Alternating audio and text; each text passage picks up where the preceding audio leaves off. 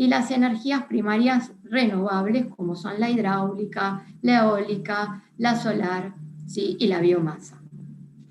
Entonces, el hidrógeno es una buena opción como vector justamente energético por determinadas razones, algunas de las cuales incluye que el hidrógeno justamente tiene la potencialidad de proporcionar energía a todos los sectores, ¿sí?, de la economía, ¿sí?, ya sea el sector industrial, ya sea el sector residencial, al transporte y a las aplicaciones móviles.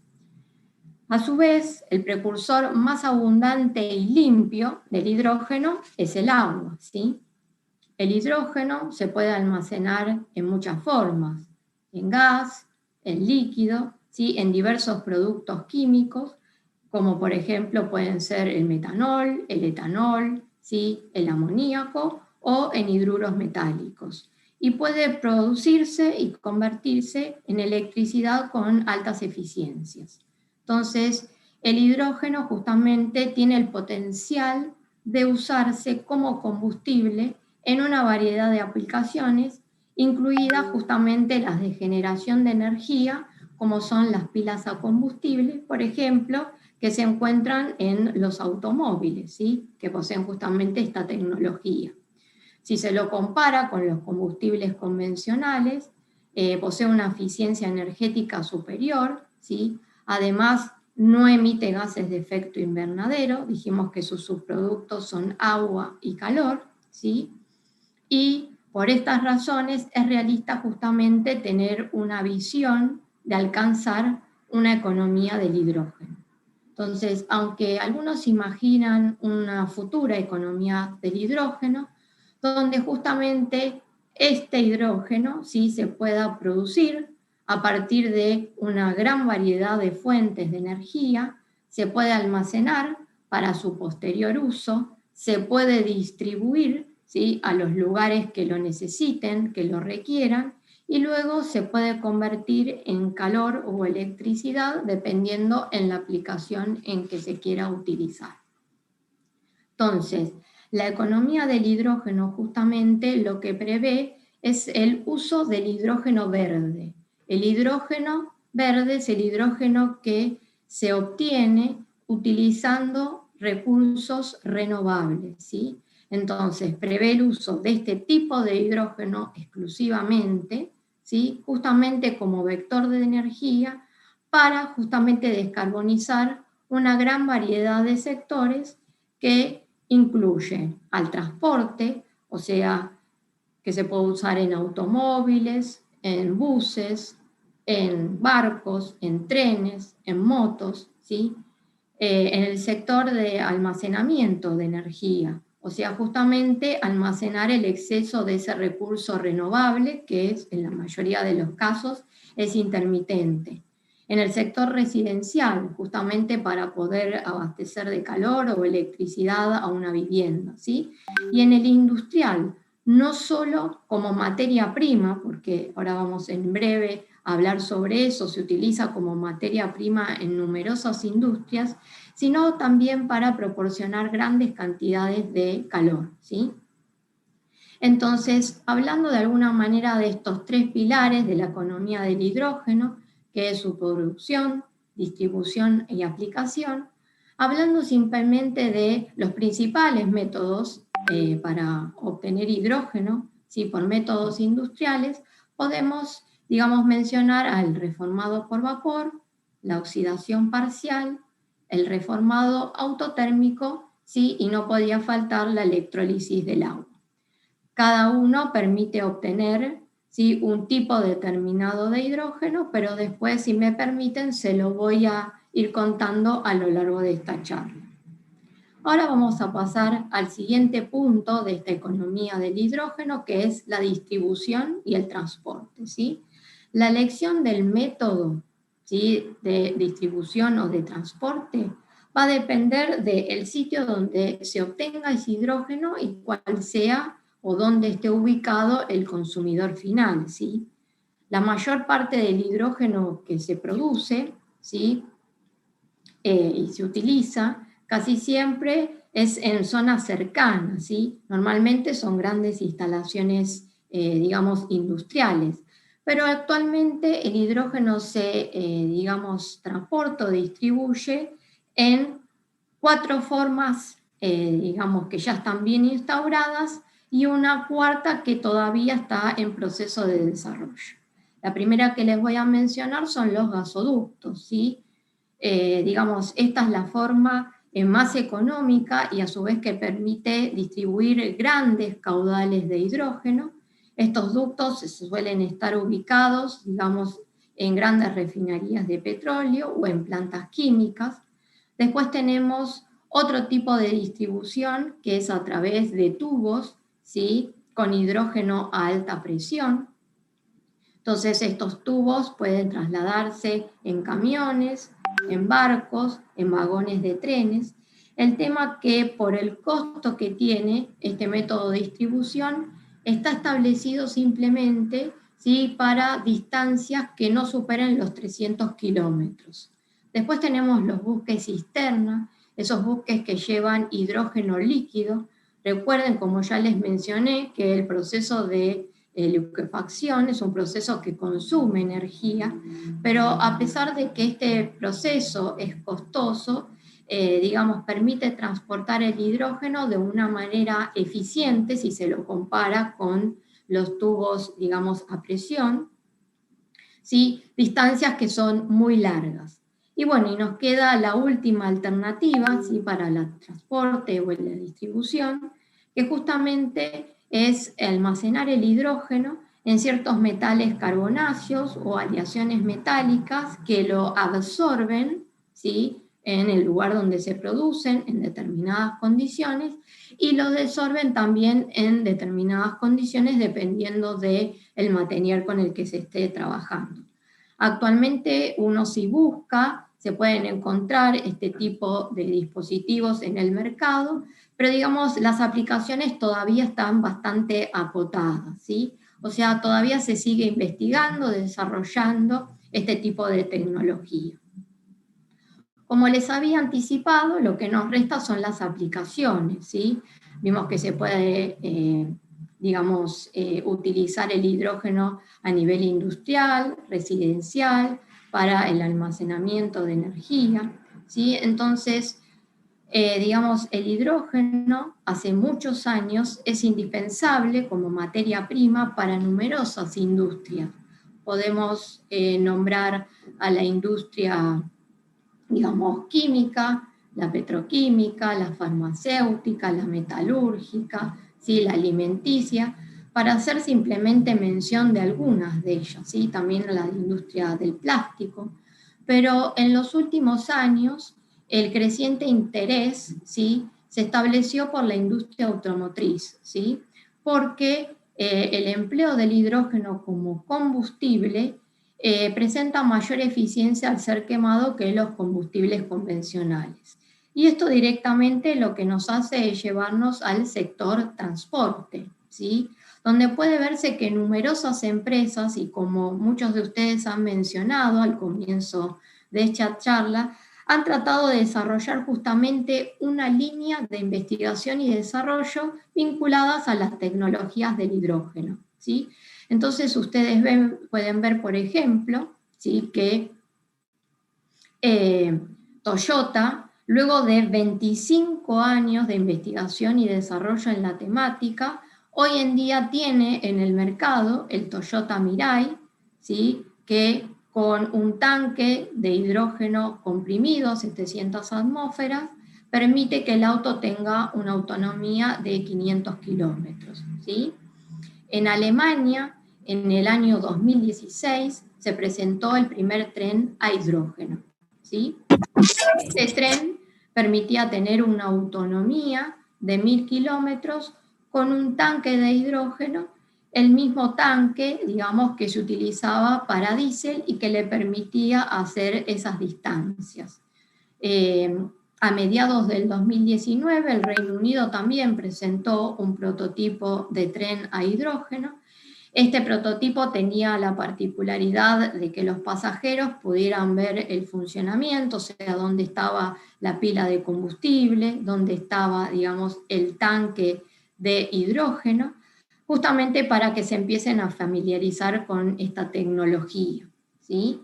Después, si observan, los micros, ¿sí? Los buses, estos buses están a partir también del 2019 en Ohio, Estados Unidos, justamente para el transporte de pasajeros. Las, digamos, autoridades regionales decidieron justamente poner en uso una flota de este tipo, siempre en miras de incrementar esa flota aún más, ¿sí? Después vemos, por ejemplo, no sé si se aprecia, este camión, que es justamente de la marca Hyundai, es justamente un camión propulsado que utiliza hidrógeno, ¿sí? El primero salió, digamos, al mercado también a finales del 2019. La idea era que justamente se encargue del transporte de sustancias alimenticias, ¿sí?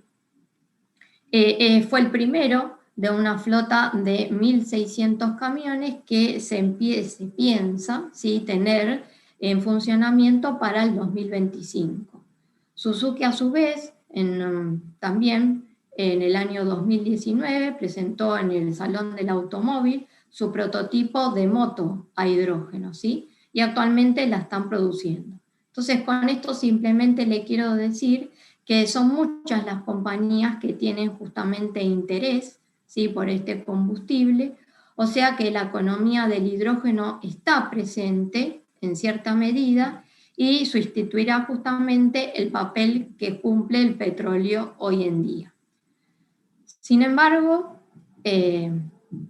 digamos, tenemos que ver también el sector, ¿sí?, digamos, residencial. Para ese sector se han pensado también productos, ¿sí?, que pueden justamente hacer uso, ¿sí?, del exceso de recurso renovable, ¿sí?, o sea, un electrolizador que pueda hacer uso de esa electricidad, de ese excedente, transformarlo en hidrógeno, almacenarlo, ¿sí?, y después justamente utilizarlo en los momentos en que el recurso no esté disponible o bien no sea suficiente para, digamos, las aplicaciones que se quieren poner en funcionamiento, ¿sí? Casi siempre se piensa, digamos, para temas de climatización y electricidad. Entonces, la economía del hidrógeno está presente.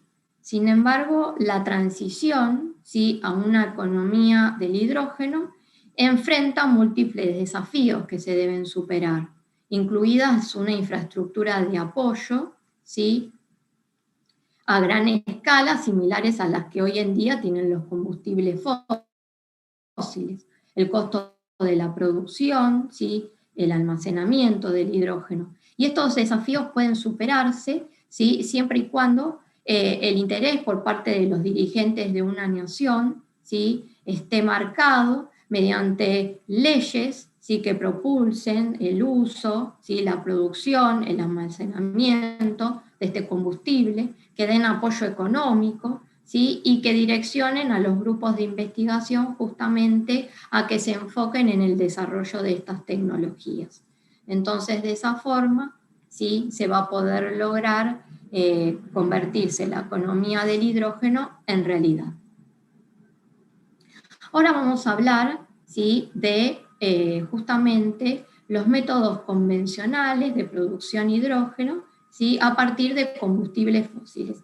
Es simplemente un pequeño repaso, ¿sí?, sobre los distintos métodos más importantes, ¿sí? Los tres métodos que ya hemos mencionado son el reformado por vapor, la oxidación parcial y el reformado autotérmico. Hablando del reformado por vapor, que se emplea como materia prima hidrocarburos, se introdujo en la industria hace ya más de 80 años con el objetivo justamente de obtener gases enriquecidos con hidrógeno. Dado que el metano, ¿sí?, que ustedes pueden verlo en sus pantallas, carbono, hidrógeno 4, tiene una alta relación hidrógeno-carbono y pocos problemas de deposición, ¿sí?, de sustancias, digamos, carbonosas, comparado con otros hidrocarburos, se convirtió en la materia prima seleccionada para este proceso, ¿sí?, hace más de 50 años. El reformado por vapor produce gases, ¿sí? Ustedes pueden ver la ecuación química que les presento en las pantallas, en una relación hidrógeno-monóxido de carbono de 3:1. Y este hidrógeno se puede utilizar directamente para la síntesis de amoníaco o de metanol, ¿sí? Actualmente, entre el 80 y el 85% del hidrógeno que se produce, ¿sí?, a nivel mundial se hace a través de reformado por vapor a partir de gas natural. Recuerden que el gas natural está compuesto, ¿sí?, casi en un 95% de metano, después tiene hidrocarburos de hasta 4, 2, 3 o 4 átomos de carbono, tiene nitrógeno, tiene dióxido de carbono y una muy pequeña cantidad de compuestos de azufre. Entonces, ustedes pueden ver que después de 50 años el reformado, ¿sí?, del metano es una tecnología madura. Y justamente abajo, en sus pantallas, lo que pueden ver es la reacción química que permite, ¿sí?, la obtención también de hidrógeno, pero por un hidrocarburo distinto al metano. Entonces, el metano reacciona con vapor de agua a alta temperatura, estamos hablando de 700 y 1000 grados centígrados, entre 3 y 25 atmósferas y en presencia de un catalizador de níquel, para producir hidrógeno y monóxido de carbono. Y ustedes ven que también se genera una cierta cantidad de dióxido de carbono. Posteriormente, el monóxido de carbono reacciona con vapor usando un catalizador para formar dióxido de carbono y una mayor cantidad de hidrógeno. Esta reacción recibe el nombre de desplazamiento de gas de agua, también es conocida como la reacción de Water-Gas-Shift, ¿sí? Entonces, el reformado por vapor es un proceso netamente endotérmico, o sea que requiere o necesita calor proporcionado por fuentes externas. Estas son algunas de las reacciones secundarias que se producen en este método de obtención de reformado por vapor. Y aquí quedan claro, si justamente, que se producen esos depósitos carbonosos que lamentablemente se depositan en la superficie del catalizador. Entonces esto es lo que ocasiona que la eficiencia, ¿sí?, de mi método inhibir el proceso de formación de estos depósitos de carbono.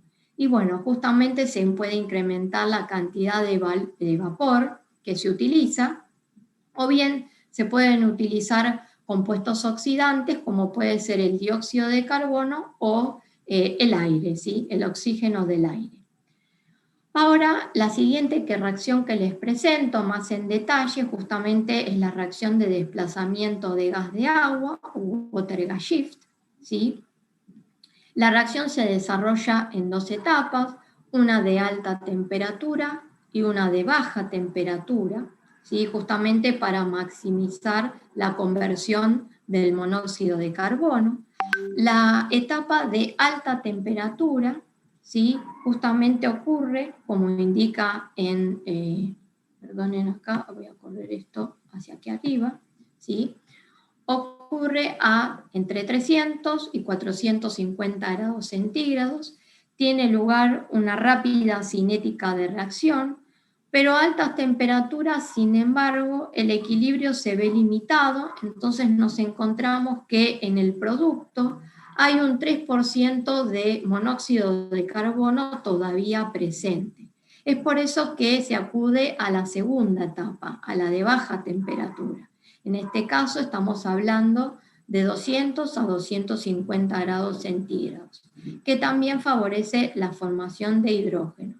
Y esto permite, ¿sí?, que justamente cuando analizamos los gases de salida, la concentración de monóxido de carbono se vea reducida a un 0,1% o un 0,5%. Como ustedes pueden ver en sus pantallas, ¿sí? Generalmente se emplean catalizadores. Para la de alta temperatura se utilizan óxidos de hierro, ¿sí? Y para la de baja temperatura se utilizan, digamos, catalizadores basados en cobre-zinc y aluminio. Sin embargo, si ustedes buscan en la literatura, pueden encontrar una amplia variedad de distintos catalizadores que se utilizan, digamos, para esta reacción, este proceso, ¿sí? Justamente esto va a permitir tal vez que las condiciones de operación sean mucho más suaves, que las eficiencias sean un poco mejores, que presenten mayor estabilidad, ¿sí? Que justamente prueben mejores rendimientos. Estos catalizadores que se han evaluado, ¿sí? Por ejemplo, son de cobalto, rutenio y platino. Pero siempre uno piensa que llevar esto a la industria es bastante dificultoso por los costos que representan estos materiales. Entonces, para cerrar el tema del reformado por vapor, simplemente tenemos que pensar que nosotros partimos, ¿sí?, de un combustible, de un hidrocarburo, lo hacemos reaccionar con vapor de agua. El reformado, recuerden que es un proceso endotérmico que requiere de aporte de calor externo, y cuando miro los productos lo que obtengo es hidrógeno, monóxido de carbono en muy pequeña proporción y dióxido de carbono. Pasemos ahora al otro método de obtención a partir justamente de combustibles fósiles, y en esta oportunidad les voy a hablar de la oxidación parcial, ¿sí? La oxidación parcial, ¿sí? El metano, como ustedes pueden ver en la primera ecuación química que aparece en sus pantallas, ¿sí?, reacciona con una cantidad limitada de oxígeno. Justamente esta cantidad limitada no es suficiente para poder oxidar de forma completa, ¿sí?, al metano en dióxido de carbono y agua, ¿sí? Como se muestra, ¿sí?, en esta reacción se obtiene hidrógeno y monóxido de carbono, ¿sí? Entonces, si el aire se utiliza como fuente para suministrar oxígeno, otro de los productos que vamos a encontrar al final es nitrógeno, ¿sí? También existe una pequeña cantidad de, digamos, de dióxido de carbono y de otros compuestos dentro de los productos finales. Posteriormente, el monóxido de carbono, ¿sí?, también se hace reaccionar con el agua para formar dióxido de carbono y más hidrógeno, ¿sí?, justamente en la reacción de desplazamiento de gas de agua. Abajo, en sus pantallas, van a encontrar la reacción de un hidrocarburo distinto al metano, que en este proceso también permite la obtención de hidrógeno. Este proceso también cuenta con reacciones secundarias que pueden afectar su selectividad y su eficacia. La reacción de oxidación parcial es exotérmica, ¿sí? Hay dos tipos principales de oxidación parcial. Tenemos la oxidación parcial térmica y la oxidación parcial catalítica, ¿sí? La térmica ocurre a temperaturas superiores a los 1200 grados centígrados. Estamos trabajando a presiones que van entre los 50 y las 70 atmósferas y utiliza materia prima justamente que puede tener alto contenido de azufre, porque acá no se utiliza ningún tipo de catalizador. En cambio, en la oxidación parcial catalítica, la materia prima tiene que tener poco contenido de azufre. Si puede ser nulo, mejor, porque justamente el azufre envenena los catalizadores y obviamente baja su eficiencia tanto del catalizador como del proceso en sí, ¿sí?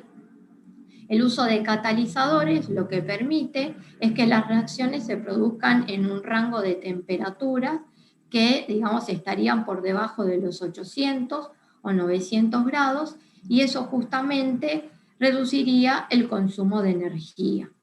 Se investigaron distintos tipos de metales soportados como catalizadores. Tenemos el níquel, el hierro, el rutenio, el renio, el paladio, el platino, ¿sí? Todos ellos para la oxidación parcial.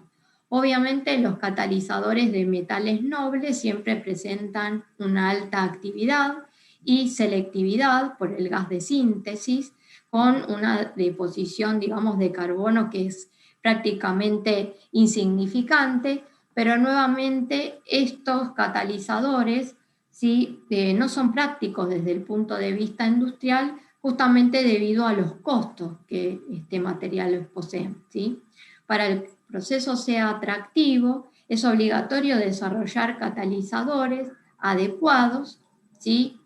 Y un material muy particular es el níquel, que es una alternativa frente a estos metales nobles que son tan costosos. Los catalizadores de níquel han atraído bastante la atención debido a su alta selectividad, ¿sí? Y actividad para la producción de este gas de síntesis a un costo relativamente bajo. El único problema que presenta la utilización de este catalizador de níquel es que suele sinterizarse, o sea, compactarse, y que tiende a la formación de coque. Entonces, para redondear, ¿sí? La oxidación parcial, partimos de un combustible con una cantidad de oxígeno limitada, agua, ¿sí?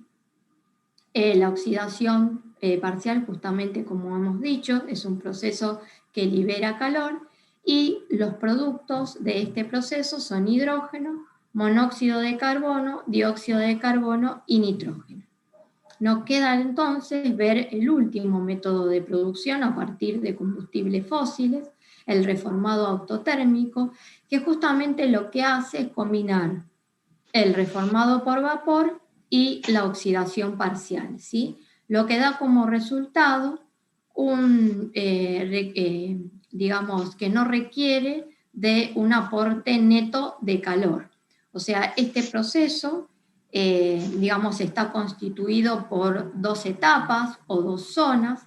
En la primera etapa se lleva a cabo la oxidación parcial, justamente porque libera, ¿sí? Energía, libera calor, y en una segunda etapa se desarrolla el reformado por vapor, justamente porque requiere de ese calor generado en la oxidación parcial, ¿sí? Entonces tenemos una parte del proceso donde se está generando, ¿sí? Liberando calor, y otra parte del proceso donde ese calor se va consumiendo, ¿sí? O sea que no se requeriría de un aporte neto de calor. Las condiciones de funcionamiento oscilan entre los 800 y los 1500 grados centígrados, entre 1 y 80 atmósferas, ¿sí? El reformado autotérmico utiliza oxígeno, ¿sí? Y a veces dióxido de carbono y vapor de agua en una reacción con hidrocarburos para justamente poder obtener el gas de síntesis. El reformado autotérmico tiene un mejor rendimiento, ¿sí?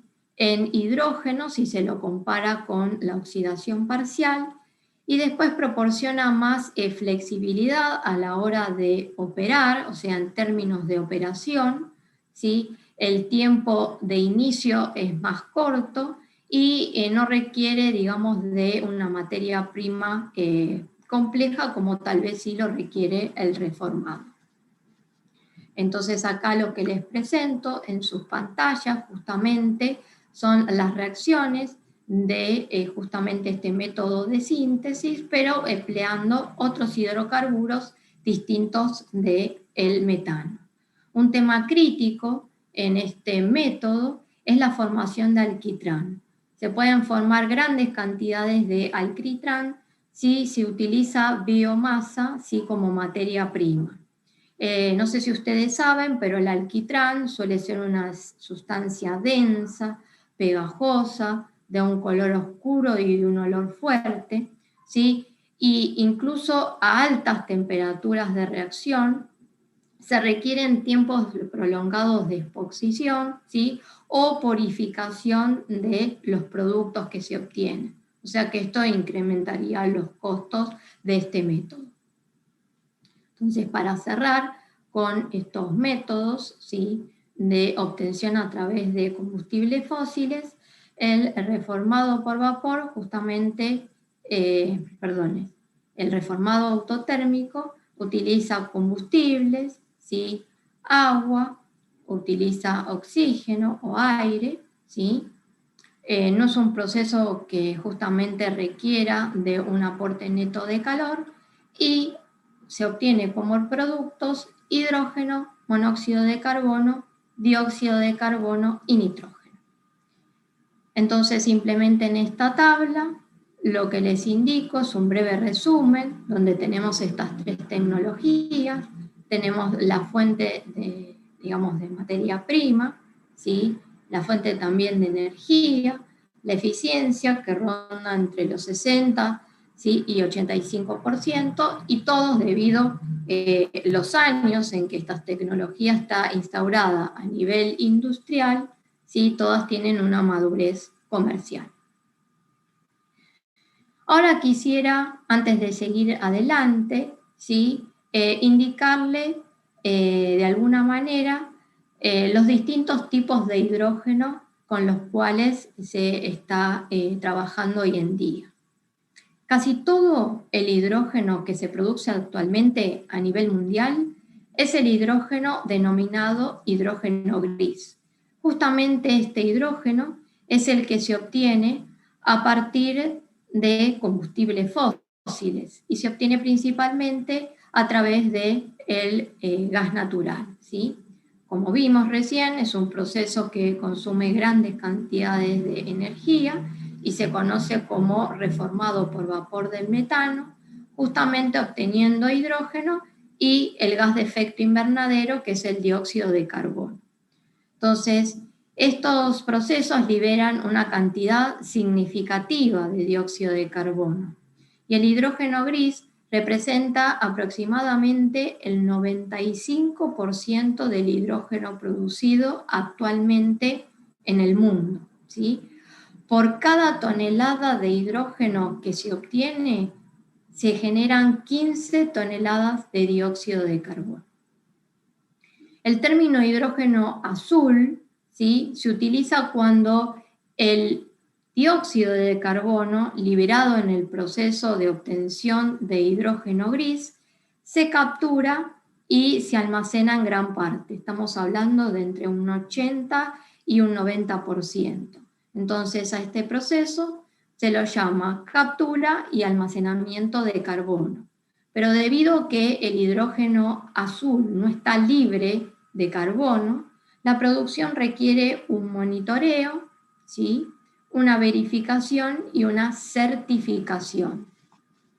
Y por último nos queda el hidrógeno verde. El hidrógeno, como les conté hace un momento atrás, se produce utilizando fuentes renovables de energía, como puede ser la energía solar o la energía eólica. El proceso más conocido es la electrólisis, ¿sí?, en la que el agua se descompone en hidrógeno y oxígeno a través de la electricidad que hace uso de recursos renovables de energía. ¿Cuáles son las diferencias que hay entre el hidrógeno verde y el hidrógeno azul? Bueno, lo primero que ustedes me pueden indicar es el método de obtención, pero digamos hay otras diferencias, tal vez un poco más importantes. Solo el hidrógeno verde, obtenido a partir de electrólisis, garantiza que grandes cantidades de electricidad, producida siempre a partir de energías renovables, se pueda integrar adecuadamente en el sistema energético. O sea, la electrólisis se puede convertir convertir la electricidad en hidrógeno de una manera flexible y luego almacenarla. Entonces, además el desarrollo, digamos, a gran escala de la electrólisis, ¿sí?, ayudará a satisfacer la creciente demanda de electricidad y así se estimulará el crecimiento de la energía de manera sostenible, ¿sí? También encontramos una diferencia en la calidad del gas que se obtiene, ¿sí? El hidrógeno verde tiene alta pureza y esto nos permite utilizarlo, así como se obtiene de, por ejemplo, un electrolizador, directamente en una pila de combustible que se puede emplear, por ejemplo, en un auto que tenga esta tecnología, ¿sí? El hidrógeno azul tiene una pureza más baja, ¿sí? Pero también puede utilizarse en aplicaciones industriales. O sea que la producción de hidrógeno azul de alguna manera es una forma de descarbonizar la industria, de reducir las emisiones de dióxido de carbono a gran escala y a un costo relativamente bajo. Países como Noruega, como Chile, como Arabia Saudita, China, ¿sí? Japón, Marruecos, están trabajando fuertemente en justamente la producción de hidrógeno verde, principalmente porque poseen de los recursos renovables, de energía eólica, energía solar, ¿sí? Hidráulica, para producir este tipo de hidrógeno. Sin embargo, la excepción es Japón. Japón suele importar grandes cantidades de energía y justamente está planificando en importar grandes cantidades de hidrógeno verde, ¿sí? Y ha desarrollado para ello una estrategia, pero su papel clave justamente está focalizado en el desarrollo de estas tecnologías. Bueno, entonces, disculpe, ¿sí? De alguna manera el hidrógeno gris lo que nos permitió es ver cuáles son los mercados que tiene el hidrógeno, ¿sí? Y las aplicaciones. Pero si nosotros queremos maximizar de alguna manera, generalizar el uso del hidrógeno, digamos que este método justamente no es un método ecológicamente viable, ¿sí? Y el motivo siempre está justamente en las grandes cantidades que se producen de dióxido de carbono, ¿sí? Pero el tema es que justamente este es el método más económico que existe hoy en día y por eso se sigue llevando adelante.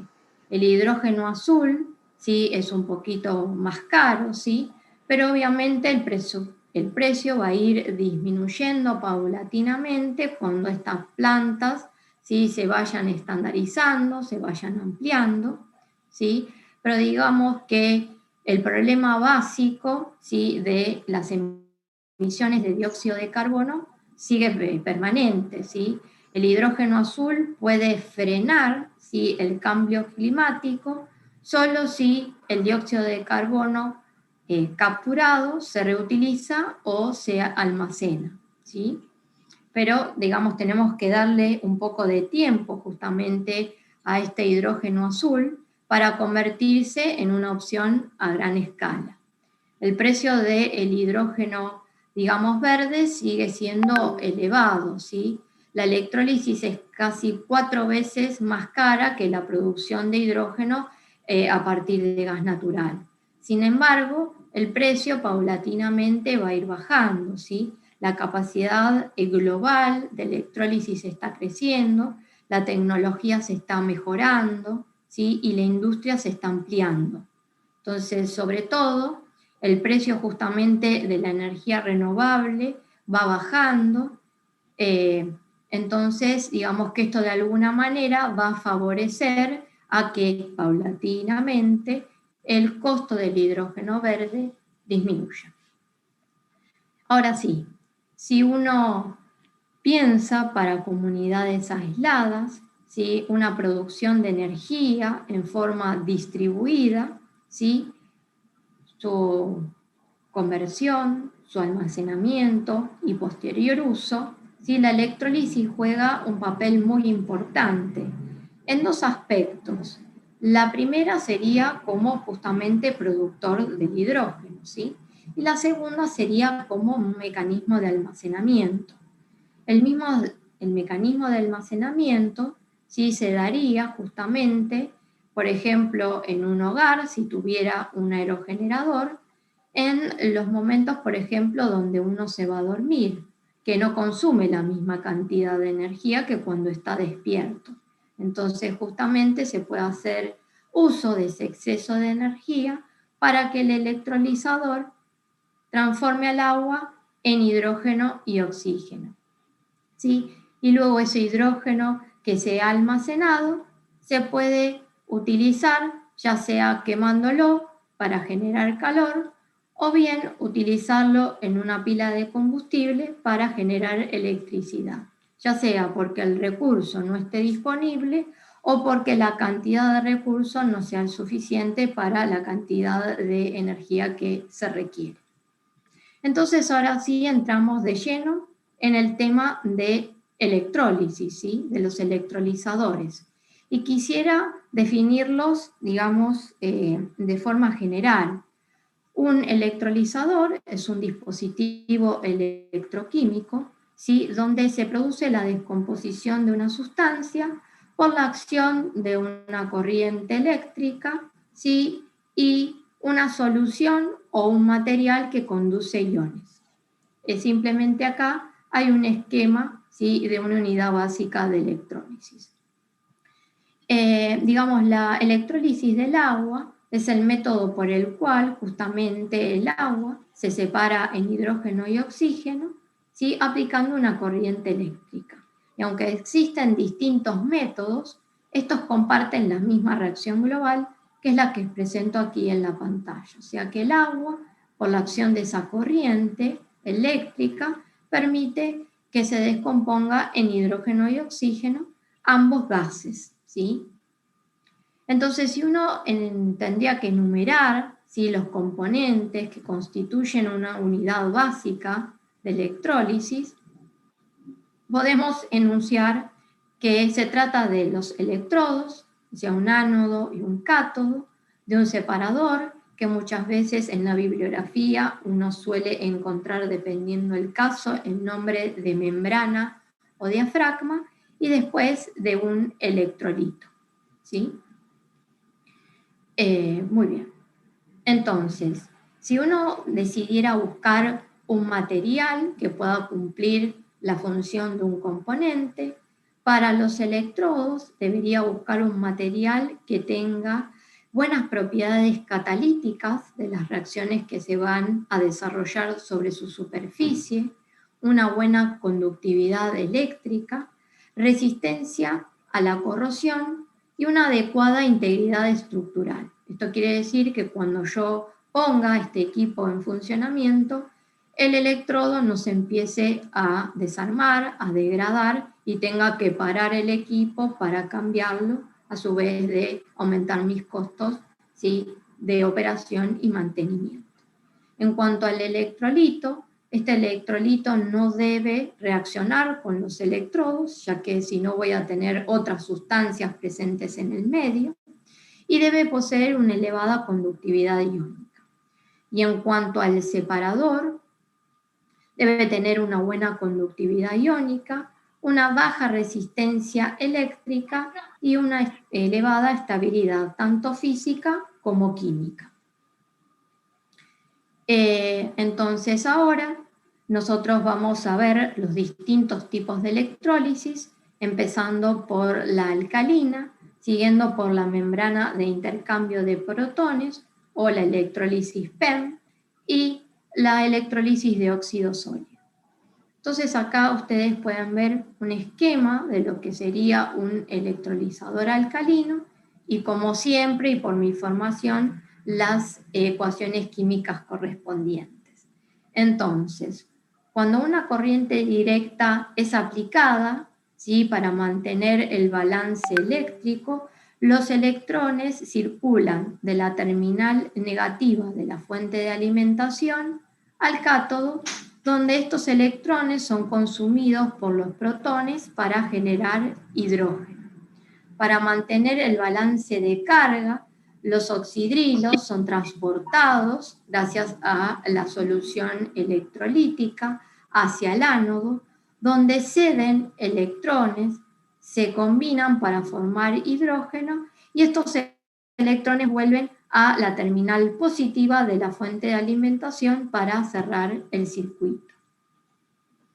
Para mejorar la conductividad de la solución se suele buscar justamente compuestos químicos que tengan iones de alta movilidad, ¿sí?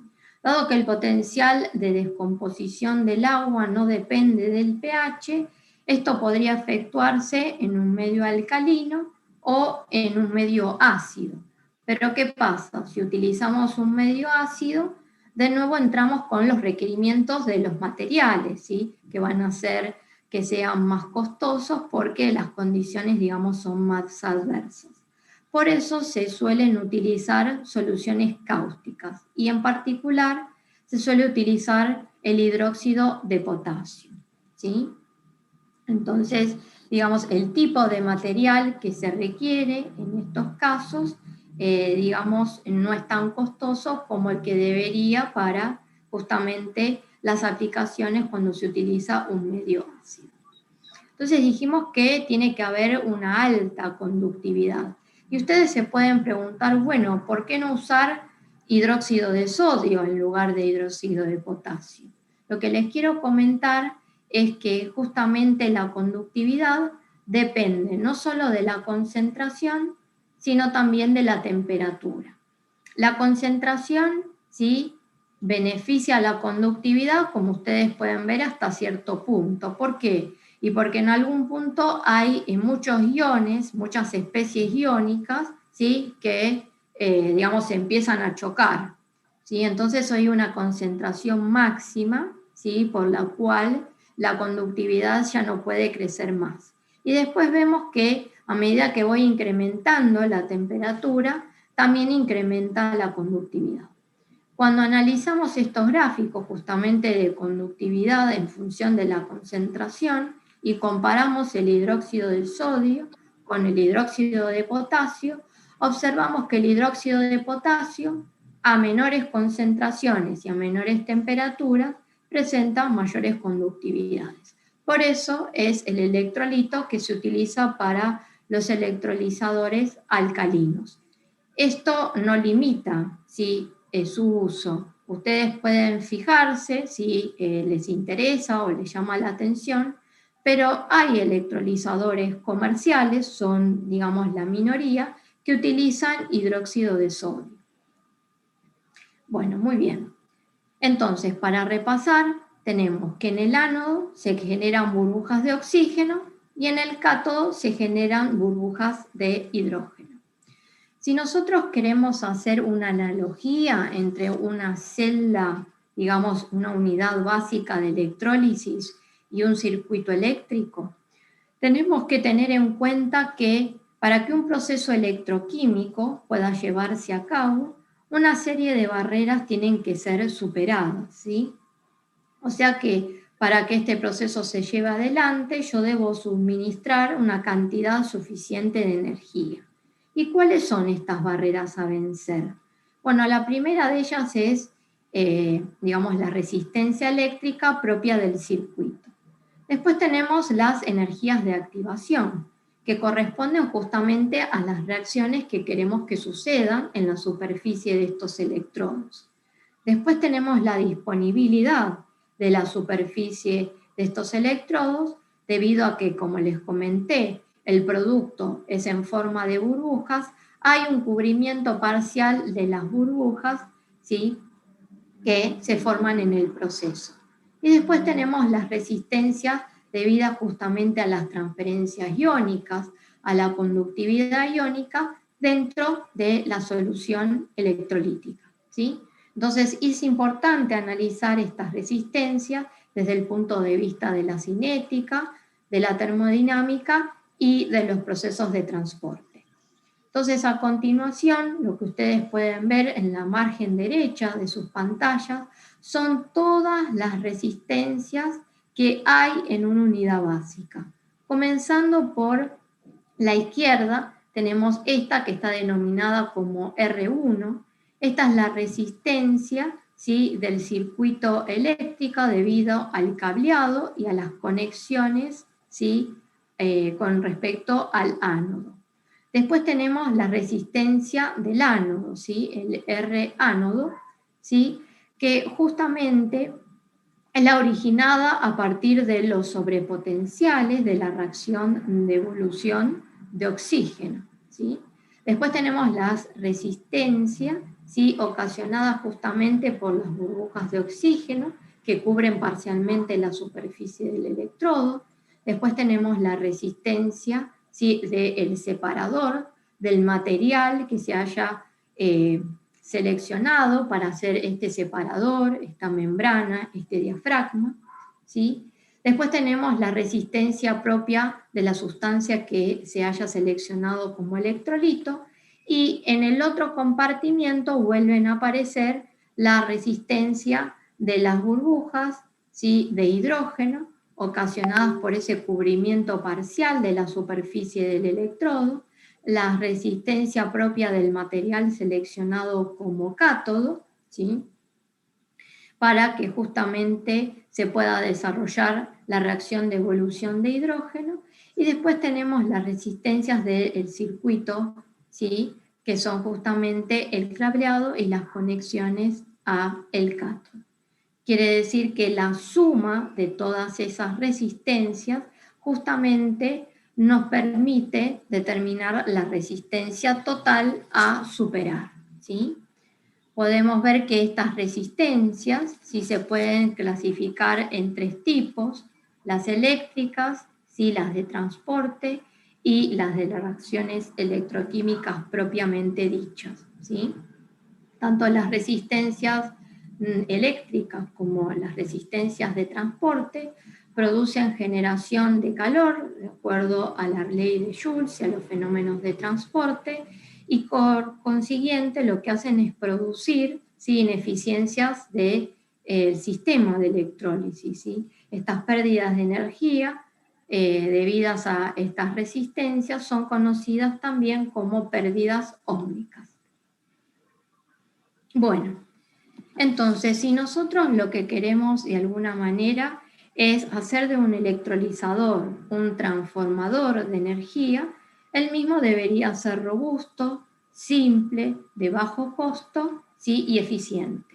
Entonces, un electrolizador entonces debe cumplir con los siguientes requerimientos. Tiene que tener alta eficiencia, como acabo de decir, bajo costo. Si quiero hacer uso de un recurso renovable, tiene que operar de forma intermitente, por largos periodos de operación, ¿sí? Tiene que tener una respuesta inmediata a los sistemas de control, y también tiene que estar construido con sistemas adecuados de seguridad. Entonces, al momento de evaluar un sistema de electrólisis, es necesario poderlo relacionar con un número de parámetros experimentales, con, digamos, el diseño de distintos tipos de electrolizadores. Y estos parámetros, ¿sí? Experimentales se pueden dividir en tres grupos, ¿sí? Tenemos la configuración de celda, que justamente incluye la configuración monopolar y bipolar de estos equipos, la distancia entre los electrodos y la velocidad de flujo del electrolito. Después tenemos las condiciones de operación, en donde justamente lo que se tiene en cuenta es el potencial de la celda, la densidad de corriente, la temperatura, la presión de operación, el tipo y concentración de electrolito, y también la estabilidad del material que se ha seleccionado como electrodo. Y por último tenemos los requerimientos externos, que nos hacen referencia justamente a la calidad del agua que voy a utilizar, a la calidad de los gases producidos y a la seguridad. Entonces, ahora enfocándonos en justamente la configuración de la celda, nosotros dijimos que había dos tipos de configuraciones posibles. Las que tienen frente a su pantalla es la configuración monopolar, ¿sí? El arreglo monopolar, los electrodos alternados son conectados directamente a las terminales opuestas de la fuente de alimentación de corriente continua respectivamente, ¿sí? Dando como resultado un número de celdas unidad con una y otra. Entonces, el voltaje total aplicado a la celda en su totalidad es esencialmente el mismo que para cada una de estas celdas individuales, ¿sí? Pasamos ahora justamente a la configuración bipolar, ¿sí?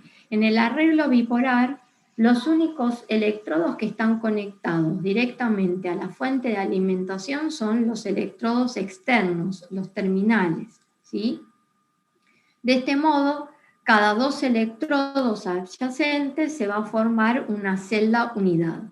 Y estas celdas unidad están, digamos, eléctricamente conectadas solamente por la solución de electrolito como medio de conexión, ¿sí? De unas con otras.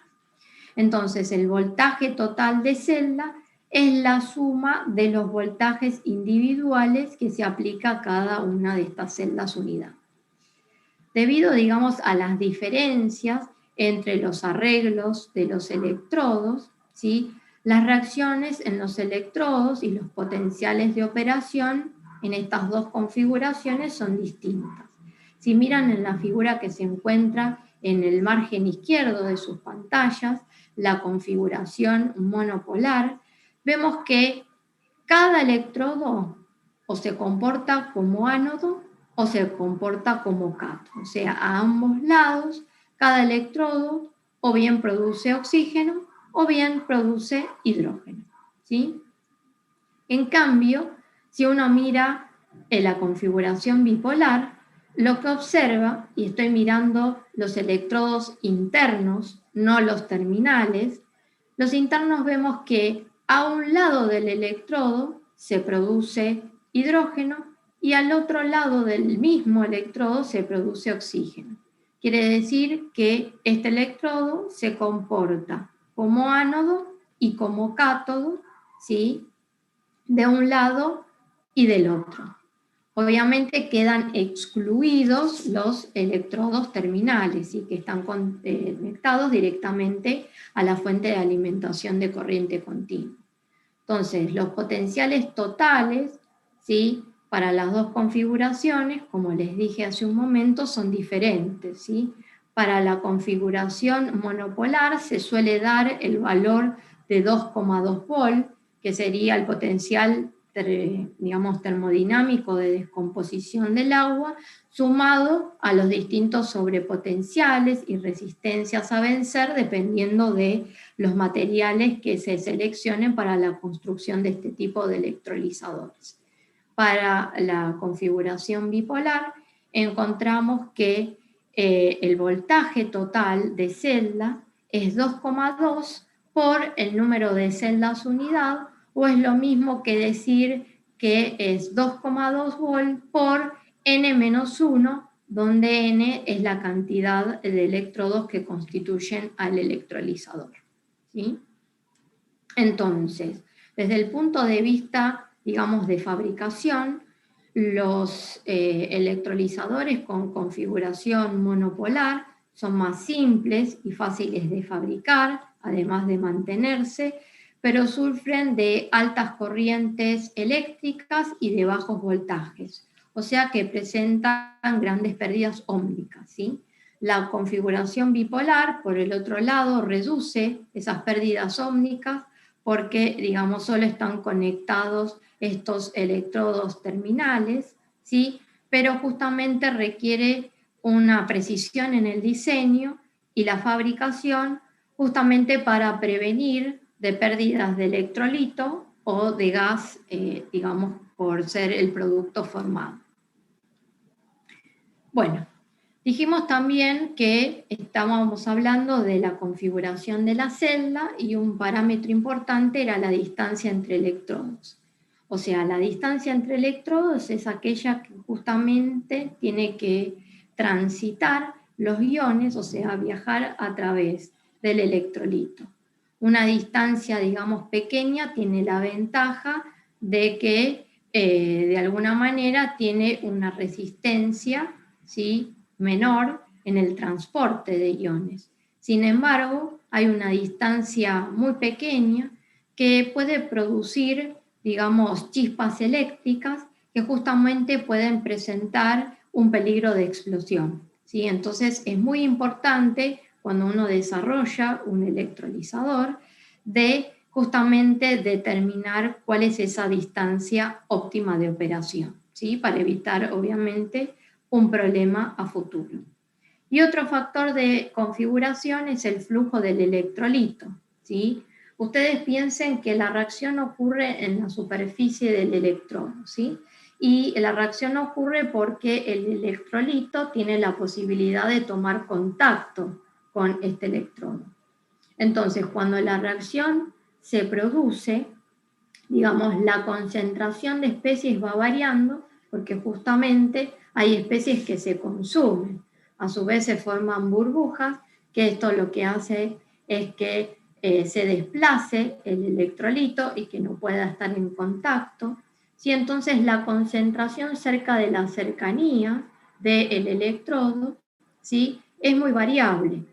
Entonces, lo que se quiere justamente es que esta concentración sea homogénea en todo el compartimiento, tanto anódico como catódico, y casi siempre se suelen establecer condiciones de flujo a través de una agitación rápida o de promotores de turbulencia, justamente para erradicar esas diferencias de concentración y como consecuencia mejorar el transporte de masa o de iones en el electrolito. ¿Sí? Nos queda entonces ahora hablar de las condiciones de operación, ¿sí? Y uno de los parámetros más importantes es el voltaje de operación, ¿sí? De la celda, ya que justamente lo que determina es el consumo de energía y la eficiencia de estos sistemas. Ustedes piensen que si yo, con dos equipos, ¿sí? De electrólisis, obtengo, ¿sí? La misma cantidad de hidrógeno, con la misma corriente, pero uno utiliza más voltaje que el otro, el que utiliza más voltaje, ¿sí? Es más ineficiente, ¿sí? El segundo parámetro de importancia es la densidad de corriente, no solo porque también me habla de la eficiencia del sistema, sino porque la densidad de corriente me indica con qué velocidad se está produciendo la reacción electroquímica. Esto quiere decir que a mayor densidad de corriente, lo que voy a ver es mayor generación de producto. Pero, digamos, esto también hay que controlarlo. ¿Por qué? Porque dijimos que el producto son burbujas. Y si hay mucha cantidad de burbujas, en algún punto, ¿sí? Estas burbujas me empiezan a bloquear, ¿sí? A cubrir la superficie de los electrodos. Entonces, justamente esto me incrementa la resistencia ocasionada por las burbujas. Entonces yo estoy gastando mayor cantidad de energía para tratar de producir una cierta cantidad de hidrógeno. La idea justamente también es encontrar el valor óptimo de densidad de corriente, ¿sí? Que, digamos, un rango que comprometa la velocidad de producción de gas y la eficiencia energética. Otro parámetro, ¿sí? De operación es la temperatura, ¿sí? Entonces, la mayoría de los electrolizadores alcalinos, por ejemplo, operan entre 80 y 90 grados centígrados, ¿sí? Entonces, el voltaje de equilibrio va disminuyendo con el incremento de la temperatura. El tema es que cuando yo comienzo a subir temperaturas, comienzo a tener, por ejemplo, pérdidas por evaporación de agua y también el requerimiento de los materiales para trabajar a estas temperaturas de operación van a comenzar a incrementarse. Por ende, digamos, tengo que tratar también de hacer un balance en cuanto a qué temperatura de operación voy a operar, justamente para que no afecte la integridad estructural de los materiales que utilizo en mi electrolizador, y además tener en cuenta el manejo del calor, ¿sí? Porque es otro parámetro de importancia. Después estuvimos hablando hace un rato del tipo y concentración de electrolitos, ¿sí? Que también es importante en la electrólisis, porque uno lo que quiere es una buena transferencia iónica. Entonces, una buena conductividad del electrolito justamente ayuda a la transferencia iónica. Y como ya se ha mencionado, el electrolito que suele utilizarse en la electrólisis alcalina es el hidróxido de potasio, y se hace en una concentración que se encuentra en el rango de los 25 a 30% masa en masa. Por último, les voy a hablar, digamos, de la estabilidad del material, seleccionado como el electrodo, o sea que este parámetro es muy importante para la vida útil del electrolizador, la cual debería ser la más prolongada posible para minimizar los costos de operación y de mantenimiento, ¿sí? Si se lo analiza desde el punto de vista económico. Los electrolizadores operan en un ambiente corrosivo, por lo que necesitan justamente materiales resistentes a estas condiciones. Entonces, siempre los metales nobles, o sea, cumplen con estos requerimientos, ¿sí? Tienen una alta actividad electrocatalítica, tienen resistencia frente a los álcalis, pero de nuevo, si nosotros queremos generalizar esta tecnología, ¿sí? No es viable utilizar este tipo de materiales. Los metales de transición, por ejemplo, como el hierro o como el cobre, poseen muy buenas actividades, digamos, electrocatalíticas, pero son menos resistentes al ataque con los álcalis, ¿sí?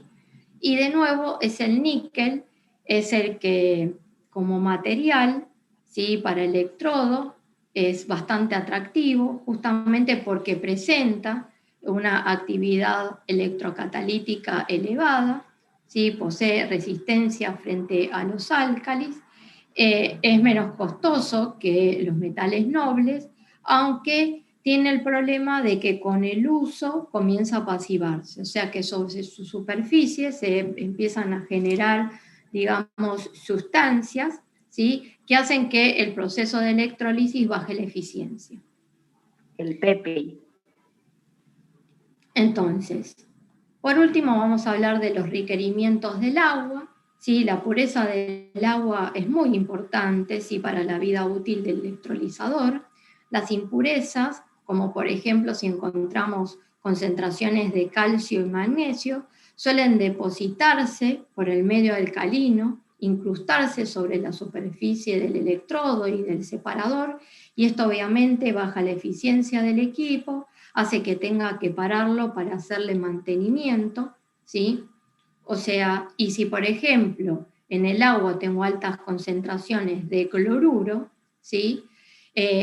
La formación de cloro en el ánodo va a empezar a competir con el oxígeno, entonces voy a estar en presencia de un elemento corrosivo, ¿sí? Y encima es tóxico, ¿sí? Entonces los requerimientos del equipo van a ser, digamos, de alguna manera verse afectados por la presencia de este tipo de sustancias en el agua. Bueno, voy a ir acelerando, ¿sí? Porque me parece que ya me excedí del horario.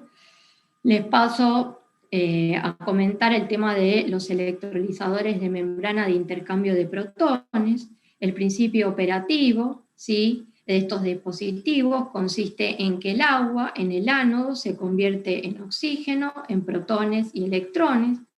Los protones viajan a través de la membrana, ¿sí? Desde el ánodo al cátodo, justamente, y los electrones lo hacen a través del circuito externo, y cuando se recombinan en el cátodo permiten la formación de las burbujas de hidrógeno.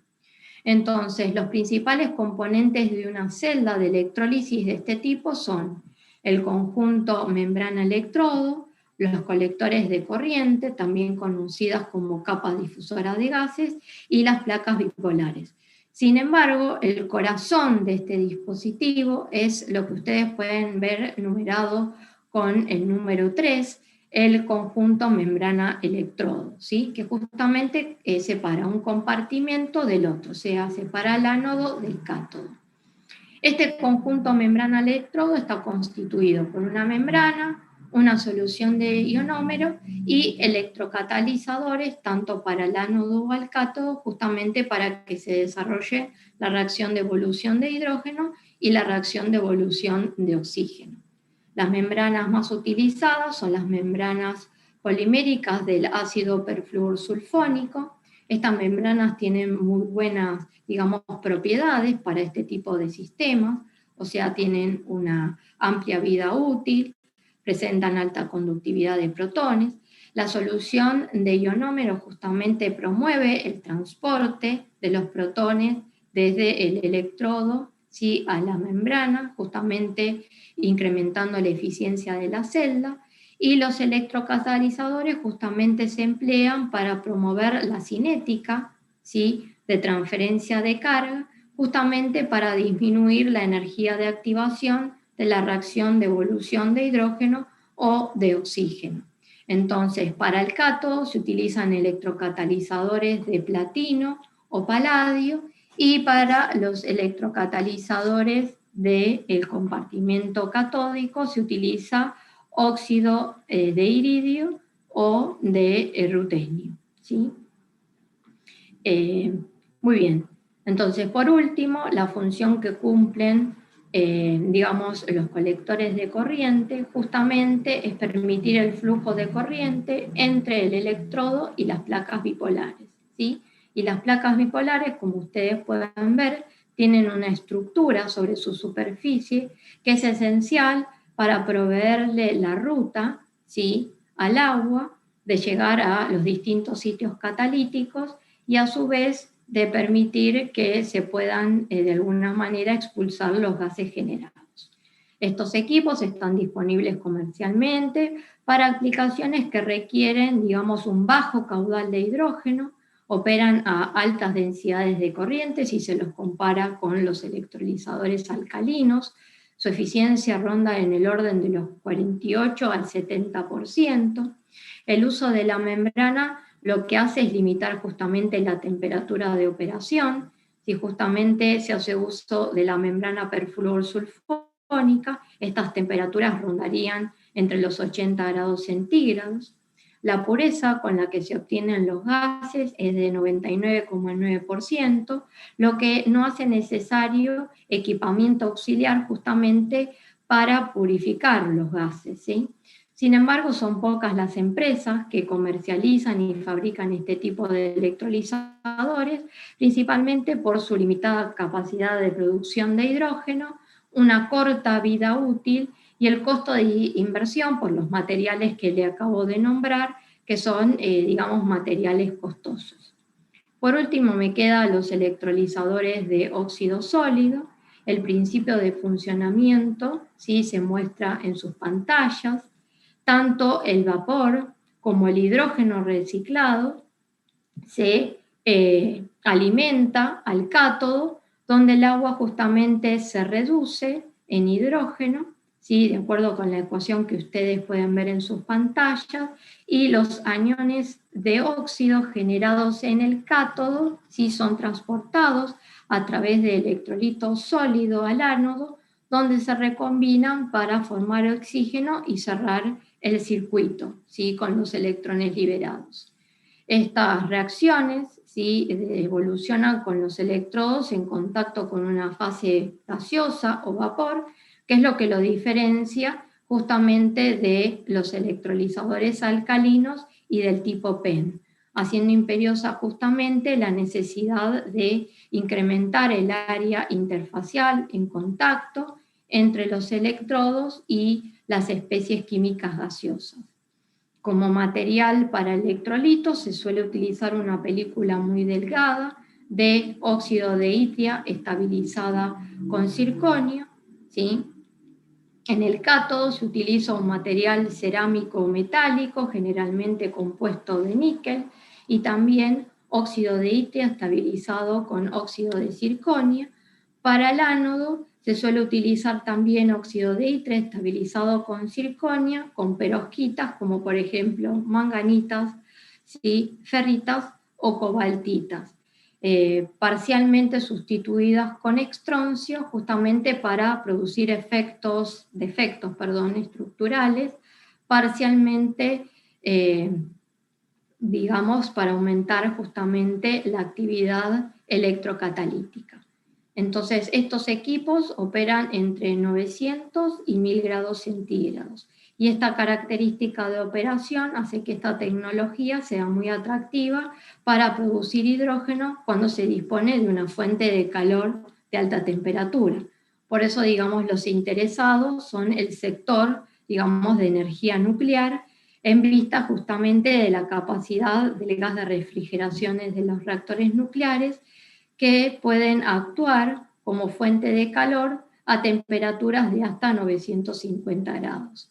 Entonces, mientras que el funcionamiento a alta temperatura reduce los voltajes y aumenta las velocidades de las reacciones electroquímicas, implica, digamos, un diseño, ¿sí?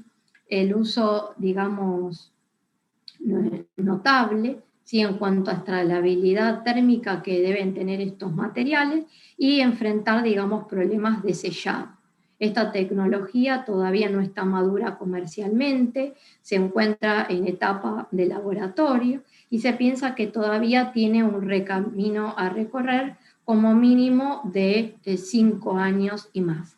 Presenta elevadas pérdidas ómnicas que prevalecen en las interconexiones entre las celdas y algunos problemas están identificados como el envejecimiento de los electrolitos y la desactivación de los electrodos.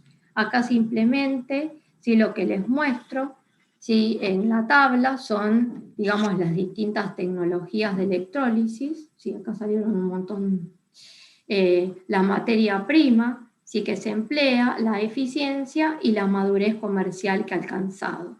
Y acá simplemente es una tabla